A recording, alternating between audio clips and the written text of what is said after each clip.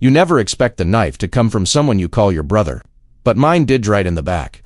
And straight through the heart. My name's Marcus, 42, born and raised in Jacksonville, Florida. I run a mid-sized construction company. Do well for myself, nothing flashy, just a solid, honest living. I've always believed in loyalty the kind that shows up when you're broke, when you're sick, when the world's falling apart. That's who I am, and that's who I thought my best friend, Jamal, was. We met freshman year of high school. He had a smart mouth and a reckless streak, but he was loyal. We played football together, got into fights together, even got suspended. Together. Over the years, we became family. I was the best man at his wedding. He was the godfather to my daughter. When he hit a rough patch, I helped him get back on his feet, offered him a job at my company. Paid his rent once when he couldn't. Swing it. That's what you do for people you love, right? Then there's Lisa, my wife. We met at a friend's barbecue. She was stunning, graceful, magnetic, with this laugh that made me forget whatever had been weighing me down. We married 6 years. Built a quiet, good life together. Nothing perfect, but solid. Or at least, I thought it was. It started small, like it always does. She was distant, irritable, her phone was always face down. She'd laugh at messages she wouldn't share, but I ignored it. We'd just had a rough few months, her mother passed, work stress, the usual stuff. I told myself not to be paranoid, but the night everything fell apart, I saw it. Her phone lit up on the bathroom sink. I wasn't snooping, I swear, it just lit up. A message from Jamal. The preview said, "Last night was worth every risk." My heart stopped. I opened it. There were more. Weeks worth. Pictures, messages. Laughing about me, joking about how clueless I was. The betrayal hit like a freight train. I felt this fire in my chest, rage, humiliation, heartbreak all at once.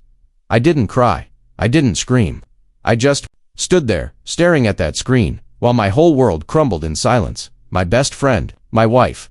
They didn't just betray me. They mocked me. They enjoyed it, and in that moment, one thing became clear. I wasn't going to let it slide. I wasn't going to scream or beg or fall apart. I was going to do something they'd never see coming. Because if they thought I was just going to walk away quietly, they never really knew me at all. You said, I didn't sleep that night. I couldn't. I just lay in bed, staring at the ceiling, pretending everything was normal while Lisa slept next to me like nothing had happened. I could hear her soft breathing, feel the warmth of her body under the blanket. And all I could think was, how long? How many nights like this had there been? Morning came, and I went through the motions, brushed my teeth, made coffee, kissed my daughter on the forehead before school, but inside I was cracked open, raw, on fire. I didn't confront her right away. I wasn't ready. I needed to know everything first, the truth, the full picture, not just one message on a phone, not just suspicions. I needed certainty, cold, undeniable facts, so I started watching. Quietly, closely, the first thing I noticed was her routine. It had changed. Lisa started going to yoga 3 times a week, but I knew for a fact the studio she said she went to had shut down 2 months ago. I checked twice. She'd leave in leggings and a tank top, hair tied up, and come home sweaty and relaxed. But something didn't add up. Her scent wasn't sweat. It was perfume. Expensive, masculine cologne. Not mine. Then there were the lies, teeny sloppy lies. She'd say she was going to the grocery store, but come back without half the things on the list. I checked the car's GPS history. One address kept popping up, some random street on the other side of town. No store, just houses. That's when I got suspicious enough to dig deeper. I went through our phone records. Jamal's number was there, hundreds of texts. Late nights, early mornings. Whole blocks of time where she'd go dark with me, only to be texting him nonstop. I cross-checked dates. On the day she said she was out shopping for our daughter's birthday, she was texting him every 2 minutes. It made my skin crawl. The worst part, he still came around, still smiled in my face, still slapped me on the back and called me bro. There were cookouts where they'd sit across from me and laugh at inside jokes, just barely hiding the truth. Birthdays, game nights, every memory I replayed now felt like a joke with me as the punchline. I started avoiding Lisa, long days at work, fake meetings, anything to stay out of the house. When I was home, I was quiet, distant. I watched her, trying to read every movement, every glance at her phone. She'd ask me if I was okay. I'd nod, say I was tired. She didn't press, but Jamal, he was cocky or bolder. One evening he showed up, unannounced, said he was in the neighborhood, brought beer, said he missed hanging out. I almost laughed in his face. We sat on the porch, just the two of us. The Florida humidity hung in the air like a curse. You good, bro? he asked, cracking open a bottle and handing it to me. I looked him in the eye, and I swear, I saw Eden flicker, a flash of guilt, maybe, or fear. Just for a second, then it was gone, replaced with that same smooth charm he always wore like armor. Yeah, I said slowly, taking the bottle, just tired, a lot on my mind lately. He nodded. Work, something like that, and we sat there in silence for a moment, sipping beers, both pretending this wasn't the most twisted joke either of us had ever lived through.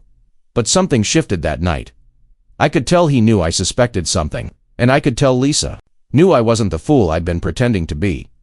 The air in the house got colder, tighter, her touch felt forced, her smile too wide. My responses were clipped, my presence distant. It was like we were dancing on a minefield, one false move, and everything would blow. Then one night, I followed her. She left for yoga at 7:15 p.m.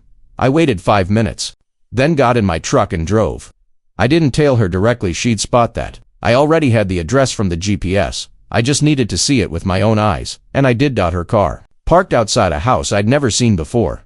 I waited. 30 minutes passed. Then Jamal's car pulled up. He got out, casual, confident, knocked once. The door opened. She was there wearing that same tank top and leggings, laughing. She let him in. And closed the door behind him. I didn't move. I didn't cry. I just sat in my truck, hands gripping the wheel, heart pounding in my ears, watching the world I'd built burn right in front of me. I still didn't have physical proof, no pictures, no audio. But my gut, it screamed the truth. I wasn't dealing with a one-time mistake. This was something else. A full-blown affair, and I knew then whatever I decided to do next, it had to be calculated, quiet, and unforgettable. The next morning I woke up with a different kind of energy. The pain was still there, make no mistake, clung to my chest like a boulder. But underneath it, there was steel, cold, sharp, unshakable. I wasn't just a man broken by betrayal anymore. I was a man with a plan, but I had to be smart. If I exploded too early, it'd all backfire. They'd deny, manipulate, twist it around. No, if I wanted the truth, I needed to trap them in it. So I started with the tech. First, I bought a second phone. Something cheap, off the books. I installed tracking software, discreet legal gray area stuff, the kind you don't tell anyone about. I managed to sync it with Lisa's iCloud through our shared laptop. We'd set it up together years ago. She never bothered to change her credentials. Within hours, I had access to her messages, location history, and synced photos. What I saw made my stomach turn.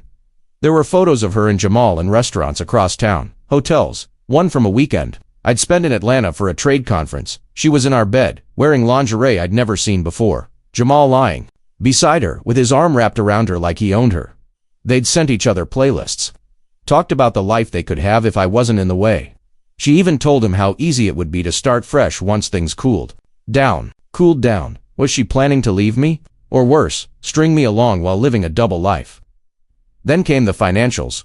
I accessed our joint accounts. Nothing obvious at first glance. She was careful, but I dug deeper, traced small transfers. She'd been sending money, hundreds here, thousands there, to an account I didn't recognize. Took me 2 days and a contact in IT security to confirm it. The account belonged to Jamal. So now it wasn't just emotional betrayal. It was financial. She was funneling our money, my money, into the hands of the man who was sleeping with my wife. That was the moment something inside me clicked. Not just the hurt, not just the rage, clarity. I wasn't going to scream. I wasn't going to cry. I was going to own this. First thing I did, I met with a lawyer, quietly explained everything, told him I needed to know my rights, what I could do to protect my assets, custody of my daughter, my business. He listened carefully, nodded, and told me what I already suspected. If I played this smart, I could come out not just intact, but ahead.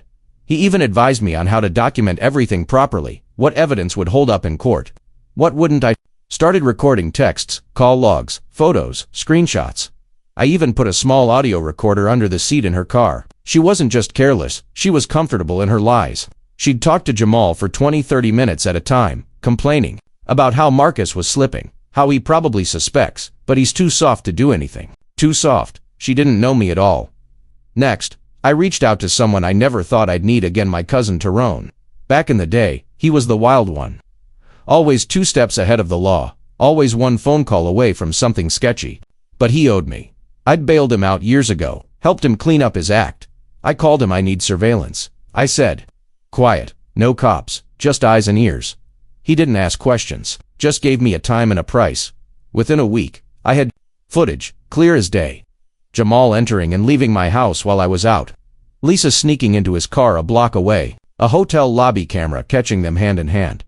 The story was airtight, but I still needed one last thing. Leverage. I didn't just want to catch them. I wanted to put them in a position where they couldn't deny it, where the damage was irreversible, where they would feel, really feel, the consequences of what they'd done. And that's when the idea came to me. A house had gone up for sale 2 doors down from Jamal's place. I knew the owner. It was a fixer-upper, cheap. He'd been trying to sell it for months. I made a cash offer.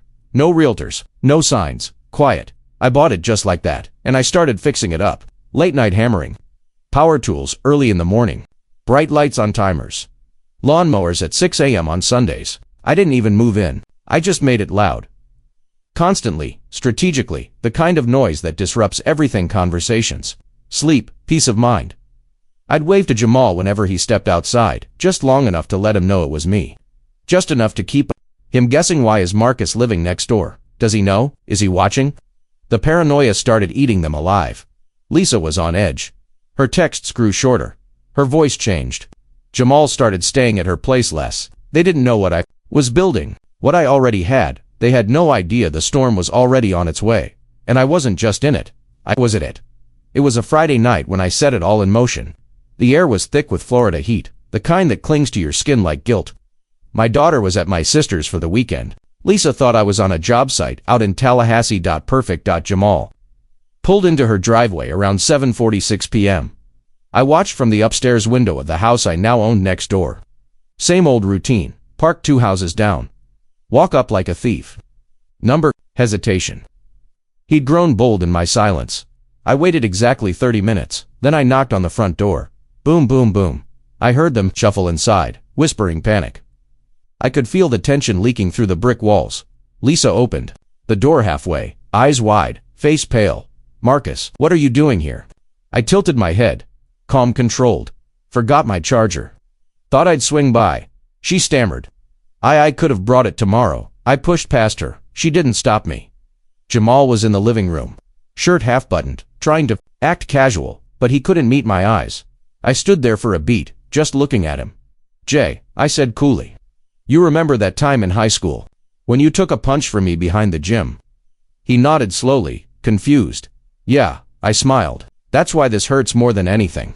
His mouth opened like he wanted to explain, deny, beg, who knows. I held up a finger. Don't. I pulled the envelope from my back pocket and dropped it on the coffee table.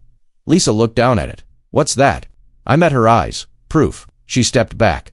Inside the envelope was everything: screenshots of messages, GPS logs, photos, audio transcripts, bank transfers, hotel reservations with timestamps. I had it all printed and labeled like a prosecutor, about to lay out a closing argument. Lisa's hand shook as she flipped through it. Jamal hovered behind her, visibly sweating now. I didn't want to believe it, I said, my voice trembling. For the first time, but the 2 people I trusted most in this world treated me like a joke, like I was blind, stupid. Lisa finally found her voice. Marcus, please just let me explain. No, I cut her off. You don't get to explain. You get to listen. I turned to Jamal. I gave you everything, man. A job, a place at my table, my trust, and you paid me back by crawling into my bed behind my back. He swallowed hard. It just happened, man. I didn't plan this. Shut up, I said. My voice rising now, rage bubbling beneath my skin. You chose this. Repeatedly. You looked me in the eye and lied, over and over. Lisa tried again. It wasn't just about sex, Marcus. I was lonely. I felt like you weren't there anymore. I laughed, cold, hollow. I was working my ass off to keep this family standing, while you were playing house with him. I walked to the kitchen, opened a drawer, pulled out a folder and tossed it. On the table. What's that? She asked warily. Divorce papers. Already signed. I'll be filing Monday. You're out of the house by the end of next week. Her eyes widened. Wait, Marcus, don't do this. Don't throw everything away over one mistake. One mistake, I snapped. This was months. This was planned. And you funneled our money into his account. That's not a mistake. That's betrayal with a paper trail. She went silent. I turned back to Jamal. You want her? Fine, take her. But don't think you're walking away clean. I pulled out my phone and tapped a button. A video started playing: hidden camera footage of Jamal and Lisa kissing in a parking lot. Timestamped. Clear as day. I've already sent this and the rest of the file to HR at my company. I said, You're done there, effective immediately. His face turned to stone. You can't do that. Oh, I already did. I took a step closer. And just so we're clear, I bought the house next to yours. Every nail you hear driven into wood, every mower at sunrise, every noise that keeps you up at night? That's me. Lisa gasped. Why? She asked, her voice cracking. Because I want you both to feel it. Not just the loss. The reality. I want your comfort shattered, your peace disturbed, every time you think you've moved on. I want you to remember that I was the man you both betrayed and I didn't just survive it. I paused. I owned it. They stood frozen. I turned to the door, heart pounding, rage spent. Replaced now by something steadier, controlled at the doorway. I looked back once more. You two deserve each other. And then I walked out, and for the first time in months, I breathed. The fallout came faster than I expected. By Monday morning, Jamal's name was scrubbed from the company directory. The HR team had reviewed the footage and financial records I submitted. Given the ethics clause in his contract and the fact that he was having an affair with the SEO's wife, termination was immediate. Word spread fast out our industries, a small world, people talk. Within a week, Jamal's name was dirt across half the city. Clients pulled back. His LinkedIn turned ghostly. No endorsements, no activity, just silence. Lisa didn't fare much better. When I filed for divorce, I submitted everything. My lawyer made sure her financial misconduct was included in the court filings. Once the documents became public, it didn't take long for friends, neighbors, even her own family to find out. Her mother's sister, who adored me like a son, called to apologize. I can't believe she did this to you, she said, voice trembling. You didn't deserve any of it. I didn't respond. I didn't have to. Lisa moved in with Jamal, temporarily, but it didn't last. Within 3 weeks, she was back at her sister's, sleeping on a futon. Apparently, Jamal wasn't so charming without a steady paycheck or a house he didn't help build. The irony wasn't lost on me. I kept things professional with the divorce. No screaming matches, no dragged-out drama, just facts. I kept the house, full custody of my daughter. The court ruled in my favor on every count. But even as the dust settled and the truth stood tall, I couldn't pretend it didn't hurt. Some nights, I'd sit on the porch of my second house, the noisy one, and just stare, not out of grief, not out of longing, but because betrayal leaves a wound that logic can't stitch. I'd watch Jamal's house. Sometimes I'd see him peek through the blinds. Nervous, jittery, the man who once strutted like he owned. The world now looked like a shadow of himself. I never said another word to him, not in person, not through a call, nothing. Lisa tried once. Sent an email, said she missed what we had and hoped one day I'd forgive her. I never replied. Closure didn't come in a single moment. It came slowly, like the tide pulling back after a storm. With every day that passed, the weight lifted, piece by piece, not because I forgot, but because I'd faced it and I survived, and that gave me power neither of them ever imagined I had. They tried to break me, but all they did was wake me up. It's been 8 months since that night. The night I laid it all bare and walked away with my dignity intact. And life is different, quieter, calmer, better. The divorce was finalized without a fight. Lisa didn't contest anything. Maybe she finally realized she'd lost more than just a husband. She lost a home, a future, and the one person who stood by her when she didn't deserve it. I kept the house, but I remodeled it. New paint, new floors. I even tore down the old deck she loved so much and built a new one myself. It wasn't about erasing the past, it was about reclaiming the space. Making it mine again. Making it ours, just me and my daughter. Speaking of her, she's the reason I never fully broke. She's 10 now, smart, curious, tougher than she knows. I kept the worst parts of the story from her. I wanted her to grow up without bitterness, but she saw the changes, felt the shift. One night, she looked at me from across the dinner table and said, "You smile more now, Daddy." That's when I knew I was healing. I also focused on my business, poured my energy into growing it, refining it, took on new contracts, brought in a young project manager who reminded me of myself, at 30, hungry, humble, and loyal.